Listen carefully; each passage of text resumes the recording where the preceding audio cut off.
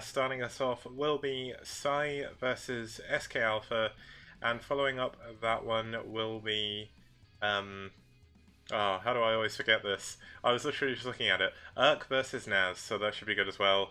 Naz had a bye last week, I believe, so we didn't see them. We did see Urk very early in the week, so gonna see them again, see how they're getting on. And I believe they're actually at the top of the table at the moment, so it should be pretty cool to see how they're doing and how they do in week 3. This is the start of week 3 now, so 3 whole weeks of STPL so far. Week 4 was played on Sunday, and we are slowly getting our way through the first round, nearly the end of the first round in 3 weeks actually, so kind of cool, making it there, which is really good. And let's have a look at what maps we are going to be seeing today, and they are some pretty cool ones. We're going to see the introduction of a certain map into the STPL. It's not been shown off so far, or played so far, and here we go, let's have a look. So we're going to start off on Gladiator. We're going to move on to Polaris Rhapsody, which makes its debut in the STPL. It is, in fact, a 2-player map. If you haven't seen it before, it's a really, really cool map. Got a few cool map features that I'll try and go into a little bit. You've got Grand Line as the 3rd map, Neo Moonglaive as the 4th map, and finally, we will be finishing off on Judgment Day. Now, unfortunately, there is one thing about today's match. It's going to be between Storm and SK Alpha. There is one bit of bad news that I have for this matchup. Basically, SK Alpha couldn't field Bontel or Bonith on the day, and Psi didn't want to take any substitutes at that point because they've been waiting a while, and SK Alpha didn't have anyone to replace them with. So the first games will not be happening, I do regret to say. But we could have 2 to 3 games afterwards. I won't reveal the results of the first 2 games, or I guess I kind of did already. But yeah, so it's going to be interesting to see if SK Alpha can actually find their way back from a 2-0 deficit. That's going to be the start of the series. What I'm going to do is, when I'm showing the intro vid next, I'll basically set the score to 2-0, and we can get going from that point. But so if we have a look at the table so far, it's not in perfect order. Thank you very much for the host, Rota. Very, very well appreciated. It's not fully in order, but as you can see, we do have a lot of teams doing pretty well so far. Urk and SK Alpha winning both of their first games. DM, White, Red, I believe that's the one, so I need to start the ordering. I don't know what's wrong with this, but basically few teams have won their first game, a few of them lost their first game or won the second. Whatever, pretty cool so far. Urk and SK Alpha showing a very, very strong showing so far. Urk obviously beating arguably what's supposed to be the best team in the league in week 1, so that was a very, very exciting match. Let's have a look at the teams we've got today. It is, as I said, going to be Storm versus SK Alpha. Apparently, the round stats haven't recorded for them, but Storm have played before. They actually played against Team Liquid the other day. That was on Friday, I believe I casted that. And TL did win out in the end, so that's going to be a 1 loss for them. They only played 1 week because they were on a walkover week 1, a bye week 1, sorry. But still, should be pretty cool. Let's actually quickly bring up the intro once again and head on over to the first replay, and let's get this started, or at least let's have a look at who's going to be playing the first game. See you guys shortly.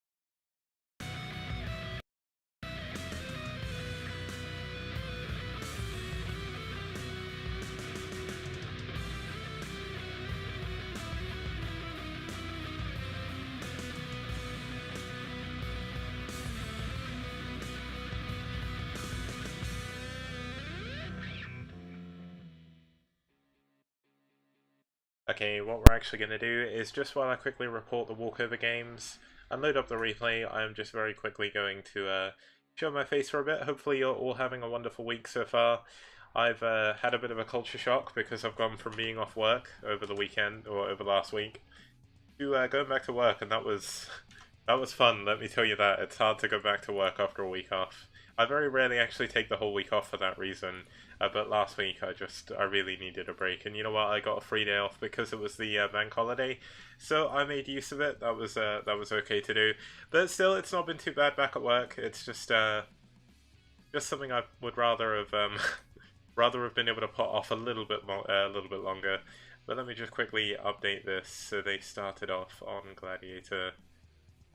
I'm basically just going to quickly report it as if they were played, and then we can go with a fresh overlay for the third game in the series, so that would be pretty cool. Actually, just report this. The next game would have been on Polaris, so unfortunately we're not going to get to see Polaris in this set, but we will see it in the next one.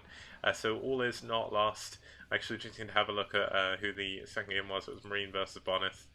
Unfortunately, Bonith, you may not have heard, but he's playing another game at the moment, and also he's been very busy with work and school, so he's not actually doing a very good job of appearing for his games at the moment. Hopefully, SK Alpha are going to find someone else to replace him. I know they have moved Magician up into SK Alpha from SK Bravo. Caused a little bit of a fuss, because obviously if people just randomly swap teams, it makes it a little bit awkward to manage everything, but I've told 619 to basically keep it to a minimum, and hopefully it should lead to less walkovers overall, which is good, because the last thing you want when you want to sit down and watch something is to tune in and find out that that two of the players have been walked over. But we are ready now with the actual sort of up-to-date overlay. The first, well, you're going to see what the first map's going to be in a minute. I just need to generate one more bit, and then we're good to go. So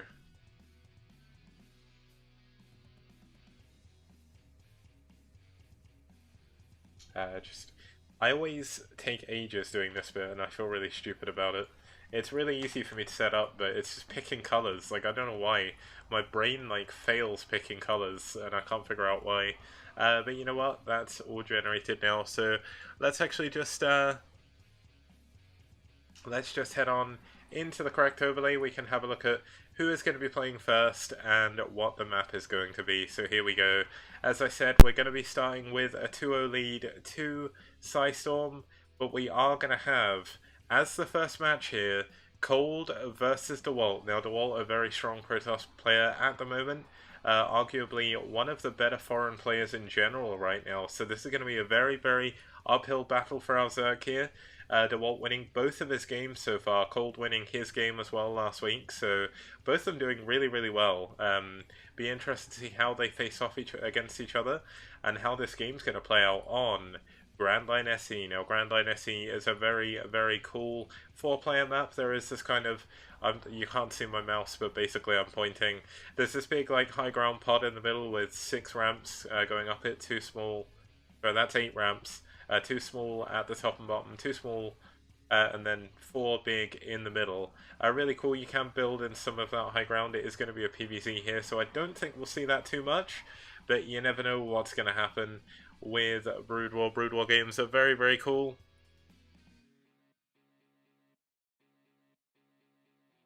And yeah, so that's going to be pretty cool here. So let's actually head on into the first game, and let's get going, guys.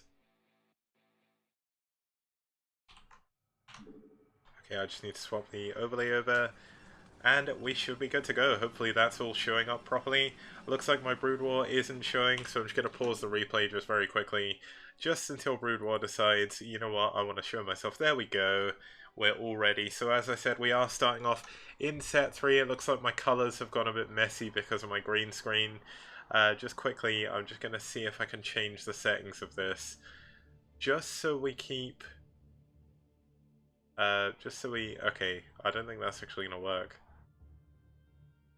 You know what? Green and teal are the enemy of my overlay. There's absolutely nothing I can do about that. Looks like teal is kind of appearing now, so let's keep it at that. But cold is going to be green, but let's actually get started. And yeah, there was 2 walkovers, unfortunately, Rota.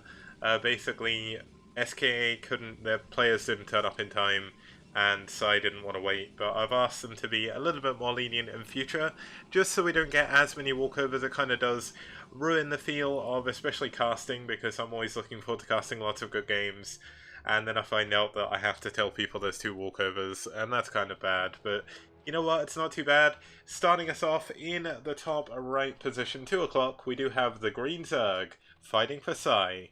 It's going to be cold. And spawning down here in the bottom right position, we do have his opponent fighting from a 2-0 deficit already. It's going to be SK's Dewalt. Now, as I said, this is going to be a very, very interesting game here because Dewalt has his work cut out for him. This is a very, very important game. If he does not win this game, pSi will win the series based on the fact two of his teammates didn't show up for their games, unfortunately. But I know Dewalt is a very, very strong player, and he is going to be putting his complete and utter effort into this to make sure everything goes smoothly. And I just want to double check something, guys. Can you actually hear the game audio, like the sound effects and the music? Because when I was trying to check the highlights, it felt like the music wasn't very loud, but I don't know what the audio levels are like, so I thought while it's quiet, maybe we could check that just to make sure. But of course, you do have the Overlord scouting in the correct direction. And we're gonna... Oh, thank you very much. I like your style, friend. It's very light. Okay, that's good. Okay, so as I was thinking, we do have a Forge Fast Expand coming up for Dewalt. Looks like we won't have the Cannon Rush. It's possible we may see it, though. There is a 12 hatch going down. And this drone looking to maybe go get that 3rd hatch very, very quickly. And this could be a very, very dangerous position to go for a 3rd hatch in this case. But no, it looks like he will, in fact, go for a drone scout. He's going to have to turn that around relatively quickly if he doesn't want to be wasting a lot of mining time. But here we go, Paul is coming up. This could, of course, be going to the other natural to expand. He will now, though, see where Dewalt is, and it'll be interesting to see what he does with his drone here. There we go, looks like it's going to be pulled back straight away. And pretty cool. So, looks like the probe going to be running around the base, not really going to be able to see too much. A lot of drones actually transferred a little bit too early, strangely enough. I'm not sure if he thought there was a cannon rush happening or something. But because he had no Overlord there, he couldn't really see. All he did actually see was the Forge going up and the Nexus. So, I mean, that could have been a cannon rush. That would have been really cool. You know what would be amazing? If Dewalt just built a pylon up there and a cannon and just started canning the main. But it's a bit too late for that to happen. But then again, when you look at the Duma build, the hit Cadenzi in one of the TL Opens, anything is possible in Foreign Brood War. I will stand by that for the rest of the time I continue casting, which will hopefully be a very, very, very long time. But let me just quickly see if I can change the properties slightly, just to see if that makes any difference. I want to see if I can make it just a little bit louder, not too much, because I know that will make the quality really bad, but hopefully this will be a little bit better. That's a little bit louder, but maybe not loud enough. Probably, it's really weird. If I have it loud on my end, like this is really loud for me, but on the stream it's really quiet. But here we go. Lings are out. They're going to be chasing around that probe, trying to do what they can. Hopefully that's a little bit louder for you on stream now, guys. We have the 3rd hatchery coming up as expected from the Zerg player. Interestingly, going for that middle only could head towards like a sort of very early aggressive play from the Zerg player here with his Hydralisks. This is a pretty good map to bust into the ramp. There's a big concave that you can make against the wall, although there is a lot of space on this map to build a lot of cannons. And one of the better maps, I think, for Protoss to really turtle on their 2 base on. Of course, they will need to eventually expand as well, but it looks like the probe will get picked off. A little bit of miscontrol by Dewalt there. Is he going to send another one? Yes, he is. Hallmark of a good Protoss player. I saw a cool best VOD today where he did immediately this. Like, as soon as he knew his probe was going to die, he tried to send it, or Best actually got the probe out, but he sent another probe immediately.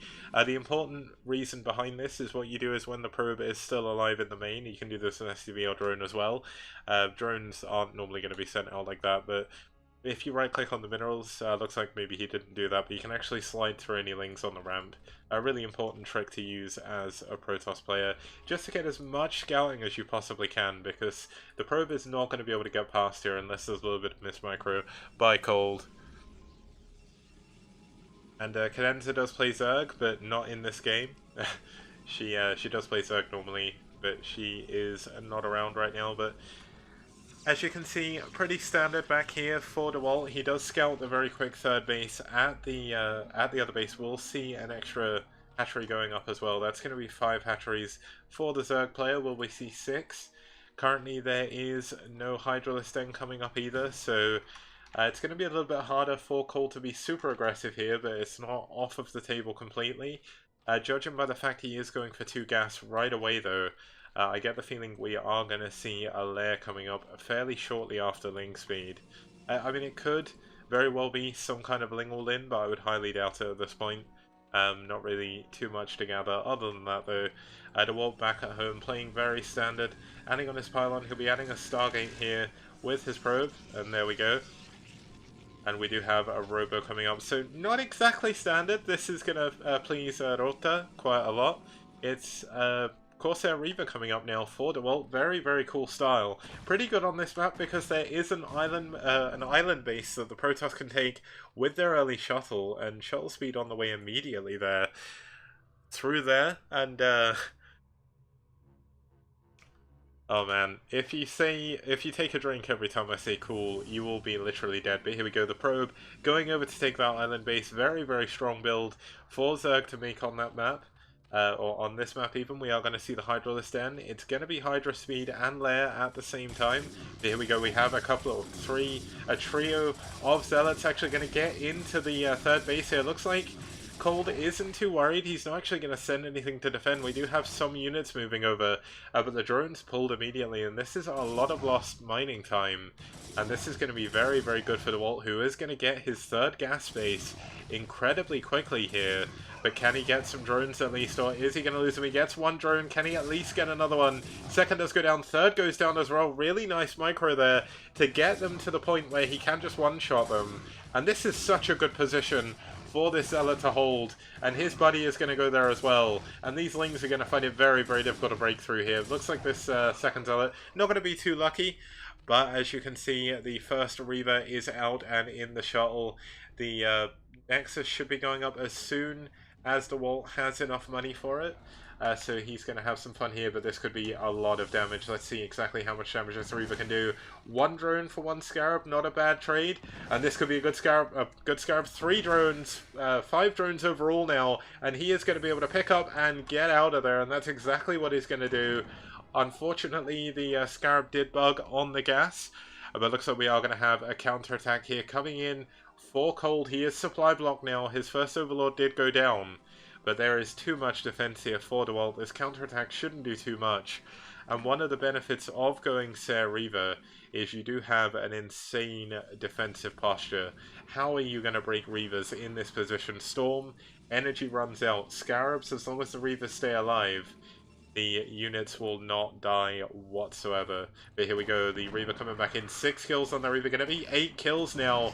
9 kills and 2 lava. That's huge early game to get that lava. That's going to be 2 less units, 2 less drones for the Zerg player. And here we go, another drone going now. Really, really nice shuttle micro by Dewalt here, keeping it alive, not even losing any hull damage. And he is going to feel pretty good about this. But here we go, he's going into the 3rd base. Is he going to drop? Yes, he is. And he gets another Hydralisk for his troubles. Gonna get another one here as well. The Reaver still on high health. And this could be a lot of drone kills here. Looks like we're going to have some Hydralisks coming in from behind. He's going to have to pick up, but this could be another big Scarab. Another drone goes down. And here we go. He's back in the main. Can he drop down? Looks like he's going to have to run away. But there is so many units killed by this one Reaver. Really, really nicely played by Dewalt, and he has 2 Reavers back at home. This is not all in, this is not crazy. He's going up to 3 bases. We could even see, if he really wanted to, him take the other island as well, and it's going to be a very long time before we actually see a Spire come in play from the Zerg, as he is going Evolution Chamber upgrades, and he is going to be relying heavily on these Hydras for the time being. But here we go, the Reaver's coming back in. How much damage can this Scarab do? It looks like it bugs out a little bit, but does get another 2 drones, and the shuttle is still on shield, still on full health. And here we go, a couple of cannons coming up here to defend against this. But I believe this is going to be the moment we're going to see Dewalt shuttle over some probes. Back home, he's adding on his Templar Archives, he has his Citadel, and he is going to start spamming in those gateways, wants to make sure he has enough. Looks like Cold is going to do what he can to actually scout around, still doesn't actually have link speed though. And if this is going to be a Hydralisk school in, it is heavily, heavily delayed at this point. And it's going to be very hard to break Dewalt right now, so this could be a very, very strategical error coming up by our Zerg player. Looks like he is going to try and scout around for a hidden base. Little does he know, Dewalt has the island. It's going to be a while before he can mine here efficiently. He's going to have to shuttle some probes over, as you can see. But that is going to be pretty good for him anyway. As I said, it's going to be quite difficult for the Zerg player to really deal with this. He should be able to get drop overlords at some point. Looks like he is going to go overlord speed first. Which does make sense given the fact that there are... Wait, I think this is overlord speed. It's either drop or overlord speed, but usually you would get speed first because you need to worry about the Corsairs. But one thing that Dewalt has done this game, which is very, very sensible, is he only actually built 1 Corsair. Oh wait, no he didn't, he built 3. But either way, he's not constantly producing them. He knows the Zerg isn't going to be having a lot of air units at the moment. We'll know there's no Spire just based on all of the scouting that he's done. And it looks like the Corsair's going to run around, just make sure there's no Overlords, easy for the picking at the natural. They're going to go into Scout actually, and this could be quite dangerous. These are going to be quite low by the time they get over the Zerg base. But Cold is just stuck in his bases right now. He cannot move out. He is too scared of the Reaver drops in the back. And he can't even really do anything with drops due to the fact that Corsairs are in the game.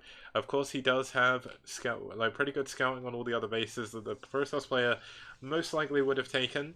But he's not going to see all the important things. +1 damage is done. No carapace upgrade for the Zerg yet. There is not even +1 attack done on his Hydra. This looks like it's about 3/4 done. And looks like we're going to go into a little bit of a lull. It's going to be a while before Dewalt really wants to go in with his Reavers again. He may actually wait until there's a big engagement. This may be a very, very important decision because there is a lot of Hydralisks moving across the map. There's not that many cannons, only 4 cannons. There could be some storms though, and this could be pretty big. And there's the first storm. There's the second storm. But really nice snipes on the High Templar. But is it going to be enough? There's still 4 Reavers in these shuttles. And there's still a good sizable ground army here for Dewalt, who's going to be pushing up against the Hydralisk now. And it looks like he's going to retreat slightly, but here's a lovely Scarab coming up for the Reavers. This is going to be such a one-sided engagement. 1 Reaver does go down though, doesn't save 2 of them, that's big. 3 of the Reavers have gone down.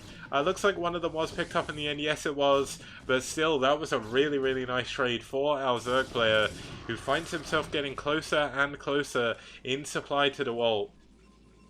And Cold is going to be feeling pretty good against that engagement. That could have been so, so much worse.